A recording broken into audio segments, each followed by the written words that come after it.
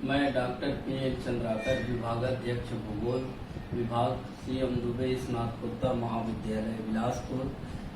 आज का हमारा व्याख्यान का टॉपिक है वायुमंडलीय आर्द्रता, एटमॉस्फेरिक ह्यूमिडिटी। वायुमंडलीय आर्द्रता मौसम और जलवायु का एक प्रमुख घटक या तत्व है। जैसे मौसम और जलवायु 6 तत्वों से मिलकर बनता है, उनमें से एक प्रमुख तत्व है। वायुमंडलीय आर्द्रता का अध्ययन भौतिक भूगोल की शाखा वायुमंडल या जलवायु विज्ञान के अंतर्गत किया जाता है।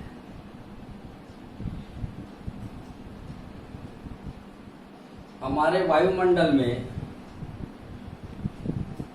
गैस, जलवाष्प और धूल का कण पाया जाता है। तीनों को मिलाकर के वायुमंडल का कंपोजिशन होता है, संगठन होता है।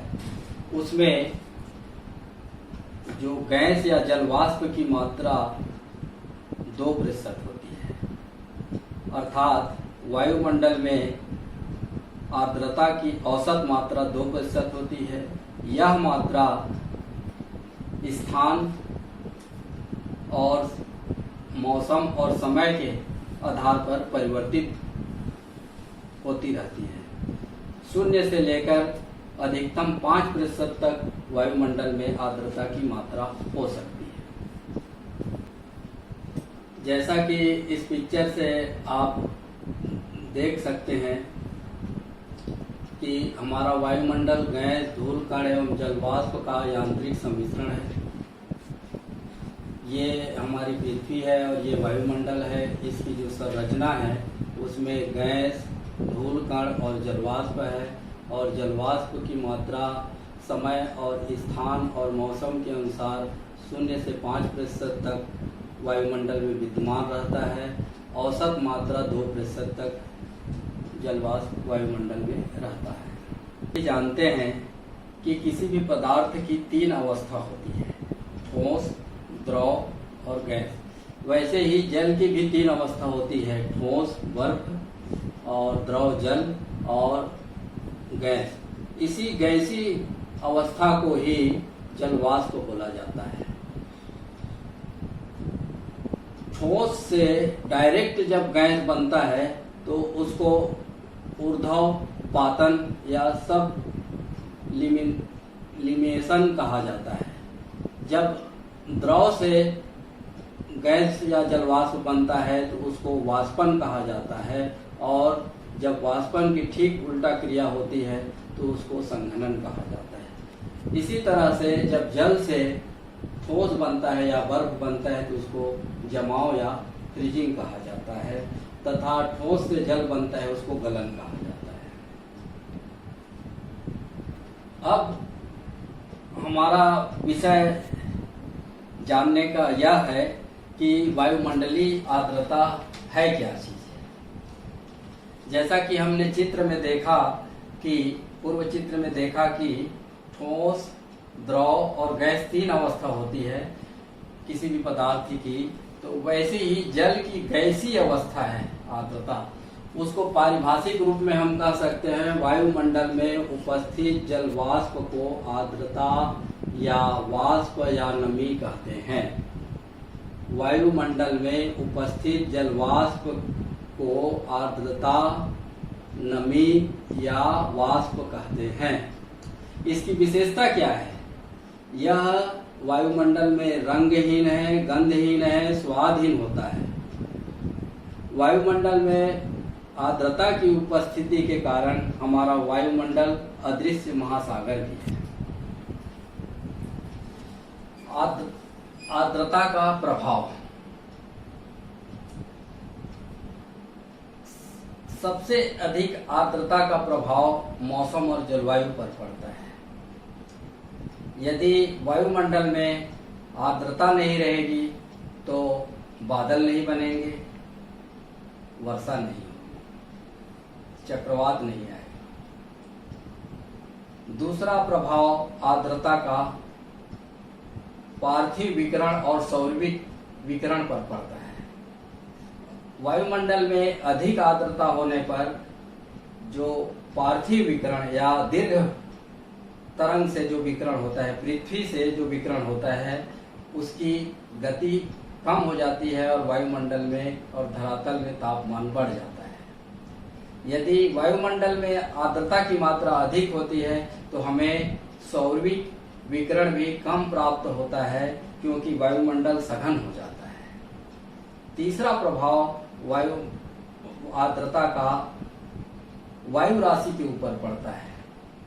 यदि आर्द्रता की मात्रा वायु राशि में अधिक होती है तो वह वायु राशि अस्थिर हो जाती है और ऊपर उठने लगती है, तथा आर्द्रता की मात्रा वायु में कम होती है तो वह नीचे उतरने लगती है।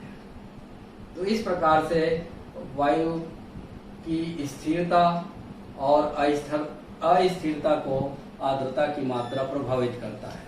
इसी तरह से मानव के स्वास्थ्य और जीव जंतुओं और वस्तुओं को भी आर्द्रता की कम या अधिक मात्रा प्रभावित करता है। जैसे 60% से अधिक सापेक्षिक आर्द्रता होने पर मनुष्य की कार्य क्षमता कम हो जाती है, सुस्त हो जाता है मनुष्य, और उससे कम होती है तो भी मनुष्य सुस्त हो जाता है और उसकी कार्य क्षमता कम हो जाती है। कम आर्द्रता होने पर शरीर के अंग में फटन होने लगता है, तथा अधिक आर्द्रता होने पर चिड़चिड़ाहट आने लगती है। जैसे भूमध्यरेखीय प्रदेश है संसार में, वहाँ हमेशा अधिक आर्द्रता पाई जाती है, इसीलिए वहाँ के जो लोग हैं, निवासी हैं, वो सुस्त होते हैं और चिड़चिड़े होते हैं। उन्हीं बातों को इस स्लाइड के माध्यम से प्रदर्शित किया गया है। आर्द्रता बनने की प्रक्रिया एवं उसके स्रोत। हमारे वायुमंडल में विद्यमान आर्द्रता का सबसे बड़ा स्रोत महासागर है, फिर उसके बाद जलाशय है और उसके बाद धरती में विद्यमान वनस्पति है। आर्द्रता दो प्रक्रियाओं से बनती है। प्रथम प्रक्रिया का नाम है वाष्पीकरण, जिसको इवापोरेशन बोलते हैं। इसमें जब वायु का तापमान और गति और शुष्कता बढ़ जाती है तो जल वाष्प में परिवर्तित होने लगता है और इस तरह से वायुमंडल में आर्द्रता की मात्रा बढ़ने लगती है। दूसरी प्रक्रिया है आर्द्रता के बनने की, वो वाष्पोत्सर्जन है, जिसको इवापोरेशन कहते हैं। यह वनस्पतियों से प्राप्त जल से प्रक्रिया करके आर्द्रता बनने की विधि है। इस प्रकार से आर्द्रता दो प्रक्रियाओं से बनती है।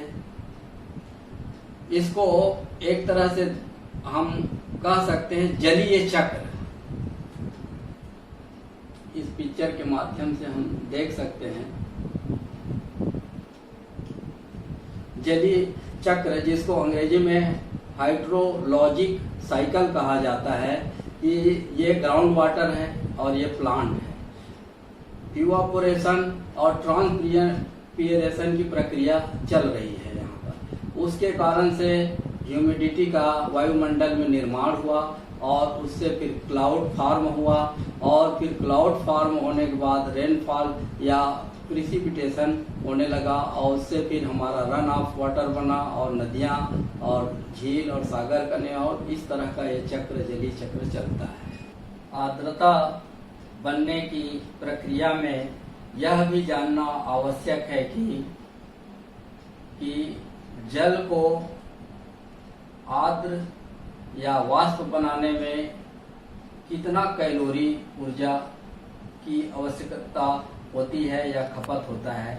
इसी तरह से बर्फ को सीधे गैस या जलवाष्प बनाने में कितनी कैलोरी ऊर्जा की खपत होती है, यदि आवश्यकता होती है। इस प्रकार से हमारे वायुमंडल में जितनी अधिक आर्द्रता की मात्रा होगी उसमें पोटेंशियल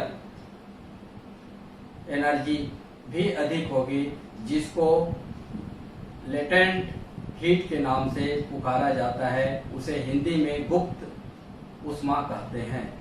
यह गुप्त ऊष्मा जब संघनन की प्रक्रिया होती है वाष्पीकरण के उल्टा, तब वायुमंडल से छूट करके सीधे वायुमंडल को और धरती को गर्म करती है। आर्द्रता मापन या प्रकट करने की विधियां।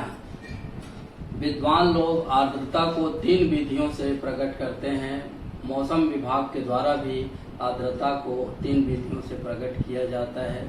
पहली विधि का नाम है निरपेक्ष या वास्तविक आर्द्रता, दूसरी विधि का नाम है सापेक्षिक आर्द्रता या आपेक्षिक आर्द्रता, तीसरी विधि का नाम है विशिष्ट आर्द्रता। अब सवाल ये उठता है और कि विशिष्ट आर्द्रता क्या है। इसको जानने से पहले हमको यह जानना आवश्यक है कि आर्द्रता सामर्थ्य क्या है वायु की।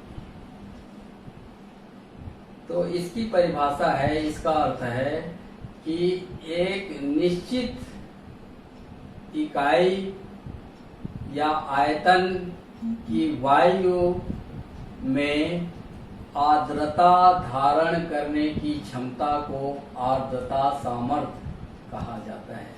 जैसे मान लो 1 फीट का एक डब्बा है और उसमें 1 किलो शक्कर आता है, तो उस डिब्बे का शक्कर धारण करने की या वस्तु धारण करने की 1 किलो क्षमता है, उसको उसकी क्षमता कहा जाएगा। इसी तरह से एक निश्चित आयतन की वायु में जो जलवाष्प धारण करने की क्षमता होती है उसे ही आर्द्रता, वायु की आर्द्रता सामर्थ्य कहा जाता है। अब निरपेक्ष आर्द्रता कैसे प्रकट किया जाता है? तो निरपेक्ष आर्द्रता प्रकट करने की परिभाषा है कि एक निश्चित आयतन, जैसे एक निश्चित आयतन है, आयतन का अर्थ समझते होंगे लंबाई, चौड़ाई और मोटाई, उसमें किसी भी समय उपस्थित जो जलवाष्प की मात्रा है उसको निरपेक्ष या वास्तविक आर्द्रता कहा जाता है। जैसे उदाहरण के लिए 1 घनफुट आयतन वाले वायु में उपस्थित जलवाष्प की मात्रा 3 ग्रेन है।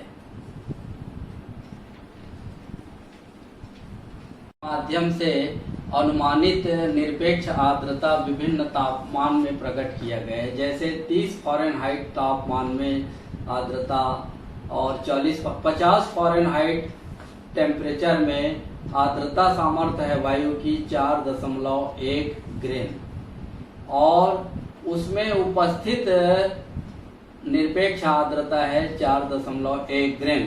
तो इसका मतलब है कि जिस भी स्थान पर इस तरह की स्थिति पाई जाएगी वहां वर्षा होना निश्चित है। निरपेक्ष आर्द्रता का यदि हम वितरण देखें संसार में, तो भूमध्यरेखीय क्षेत्रों में निरपेक्ष आर्द्रता सर्वाधिक पाई जाती है। फिर भूमध्य रेखा से जैसे जैसे हम उत्तर और दक्षिण की ओर जाते हैं निरपेक्ष आर्द्रता की मात्रा कम होने लगती है। फिर ध्रुवों में थोड़ा अधिक पाया जाता है। अधिक आर्द्रता भूमध्य रेखीय क्षेत्रों में निरपेक्ष आर्द्रता अधिक पाए जाने का मुख्य कारण है वहाँ का उच्च तापमान, जल की उपलब्धता और वनस्पति की उपलब्धता है। कर्क रेखा और मकर रेखा में निरपेक्ष आर्द्रता कम पाई जाती है। इसका कारण है कि वहाँ उच्च वायुदाब और मरुस्थलीय क्षेत्र का अधिक विस्तार होना। भूमध्य रेखा की तुलना में ध्रुवीय क्षेत्र में निरपेक्ष आर्द्रता कम पाए जाने का कारण वहाँ का न्यून तापमान है, क्योंकि वाष्पीकरण की तीव्र प्रक्रिया के लिए उच्च तापमान और गतिशील वायु और शुष्क वायु की आवश्यकता होती है। दूसरा, कि सापेक्षिक आर्द्रता क्या है, उसको एक उदाहरण के माध्यम से हम समझ सकते हैं। जैसे एक निश्चित आयतन की वायु और उस निश्चित आयतन की वायु का एक निश्चित तापमान, निश्चित आयतन कितना है वायु का 1 घनफुट है और उसका निश्चित तापमान कितना है 70 फ़ारेनहाइट। उसमें उपस्थित वास्तविक या निरपेक्ष आर्द्रता कितना है 4.1 ग्रेन है और उस वायु की आर्द्रता सामर्थ्य कितना है 8 ग्रेन है के अनुपात को सापेक्षिक आर्द्रता कहते हैं। जैसे उदाहरण के लिए समझाया गया, सापेक्षिक आर्द्रता वायु में उपस्थित निरपेक्ष या वास्तविक आर्द्रता और उस वायु की आर्द्रता सामर्थ्य। उदाहरण में बताया गया था उपस्थित आर्द्रता 4.1 ग्रेन है और उस वायु की आर्द्रता सामर्थ्य है 8 ग्रेन गुणित 100 बराबर 51% सापेक्षिक आर्द्रता हुआ। यदि वायु का तापमान बढ़ता और घटता है तो सापेक्षिक आर्द्रता की मात्रा में परिवर्तन होने लगता है। यदि सापेक्षिक आर्द्रता 80% से अधिक होता है तो वर्षा होना निश्चित माना जाता है। इस आर्द्रता मापन की विधि का प्रयोग मौसम विज्ञान में और मौसम के फोरकास्टिंग के लिए किया जाता है। इस सारणी में विभिन्न तापक्रमों में उसकी आर्द्रता सामर्थ्य को प्रकट किया गया है और सारणी में विभिन्न तापक्रमों में जो सापेक्षिक आर्द्रता की मात्रा है प्रतिशत में उसको प्रकट किया गया है। अब देखना ये है कि चूंकि ये काफी प्रचलित विधि है आर्द्रता प्रकट करने की, तो इसका संसार में वितरण जानना भी हमें आवश्यक हो जाता है। आर्द्रता के वितरण पर दृष्टिपात करें तो संसार में सबसे अधिक आर्द्रता भूमध्य रेखीय क्षेत्रों में पाया जाता है और कर्क और मकर रेखा के आसपास सापेक्षिक आर्द्रता सबसे कम पाया जाता है। पुनः कर्क और मकर रेखा से जैसे जैसे हम ध्रुवों की ओर जाते हैं दोनों गोलार्धों में, तो सापेक्षिक आर्द्रता की मात्रा कम होने लगती है। ऋत्विक आधार पर देखें तो जुलाई में सबसे अधिक सापेक्षिक आर्द्रता पाया जाता है उत्तरी गोलार्ध में और जनवरी में सबसे कम सापेक्षिक आर्द्रता पाया जाता है। गोलार्ध के आधार पर अपन देखें तो उत्तरी गोलार्ध के तुलना में दक्षिणी गोलार्ध में सापेक्षिक आर्द्रता की मात्रा सर्वाधिक पाई जाती है। इसका कारण ये है कि दक्षिणी गोलार्ध में जलीय क्षेत्र का विस्तार अधिक है। दैनिक आधार पर अपन आर्द्रता का सापेक्षिक आर्द्रता का वितरण का आकलन करें तो सुबह के समय सापेक्षिक आर्द्रता सबसे अधिक पाया जाता है और संध्या काल में सापेक्षिक आर्द्रता कम पाया जाता है। इसका कारण है कि सुबह के समय तापमान कम रहता है और संध्या के समय तापमान अधिक रहता है। जैसे जैसे तापमान बढ़ता है तो सापेक्षिक आर्द्रता की मात्रा कम होने लगती है। इसी तरह से ऋत्विक आधार पर यदि हम सापेक्षिक आर्द्रता का वितरण करें तो ग्रीष्म ऋतु में के तुलना में शीत ऋतु में आर्द्रता की मात्रा अधिक पाई जाती है। आर्द्रता प्रकट करने की तीसरी विधि है विशिष्ट आर्द्रता। विशिष्ट आर्द्रता को विद्वान लोग भार के रूप में प्रकट करते हैं। जैसे इसकी परिभाषा है प्रति किलोग्राम आर्द्र वायु के भार में उपस्थित जलवाष्प की मात्रा को विशिष्ट आर्द्रता कहते हैं। इसको एक चित्र के माध्यम से समझ सकते हैं कि जैसे ये 1 किलोग्राम आर्द्र वायु है, 1 किलोग्राम में 1000 ग्राम होता है और उसमें मान लेते हैं 50 ग्राम आर्द्रता उपस्थित है, तो विशिष्ट आर्द्रता 50 ग्राम प्रति किलोग्राम है। एक बार पुनः समझ सकते हैं कि विशिष्ट आर्द्रता को भार में प्रकट करते हैं। उदाहरण के लिए 1 किलोग्राम वायु है और उसमें कितना आर्द्रता या जलवाष्प है उसको विशिष्ट आर्द्रता कहा जाएगा। जैसे कि 1 किलोग्राम वायु में 50 ग्राम जलवाष्प है तो उस वायु की विशिष्ट आर्द्रता 50 ग्राम प्रति किलो हुआ। इस प्रकार से आर्द्रता को प्रकट किया जाता है।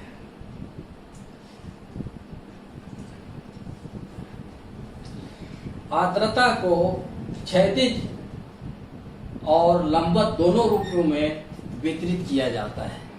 क्षैतिज आधार पर जैसे मैंने बताया कि सभी प्रकार की जो आर्द्रता है भूमध्य रेखीय क्षेत्र में सर्वाधिक पाया जाता है और कर्क और मकर रेखा में हॉरिजेंटली आर्द्रता की मात्रा कम पाई जाती है और ध्रुवीय क्षेत्रों में थोड़ा बढ़ने लगता है, परंतु भूमध्य रेखीय क्षेत्रों की तुलना में आर्द्रता ध्रुवीय क्षेत्र में भी कम पाया जाता है। गोलार्धीय आधार पर भी हम देखे हैं, मौसम के आधार पर भी हम आर्द्रता का वितरण देखे हैं और दैनिक आधार पर भी हम देखे हैं। आर्द्रता का सीधा संबंध तापमान से है। अधिक तापमान और वायु में अधिक गति है और जल की उपस्थिति है तो वाष्पीकरण अधिक होगा तो वायुमंडल में आर्द्रता अधिक होगी। और शुष्क क्षेत्र है, मरुस्थलीय क्षेत्र है, वहां पर आर्द्रता की मात्रा कम होगी। दूसरा, आर्द्रता को ऊर्ध्वाधर लंबवत रूप में भी वितरित किया जाता है।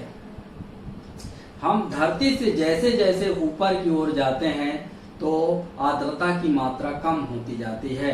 वैज्ञानिकों ने अध्ययन के आधार पाया है कि 2 किलोमीटर की ऊंचाई पर वायुमंडल में विद्यमान कुल आर्द्रता का 50% पाया जाता है और 12 किलोमीटर की ऊंचाई पर आर्द्रता की मात्रा एकदम कम हो जाती है। इस तरह से मौसम और जलवायु को प्रभावित करने वाला एक महत्वपूर्ण कारक है आर्द्रता।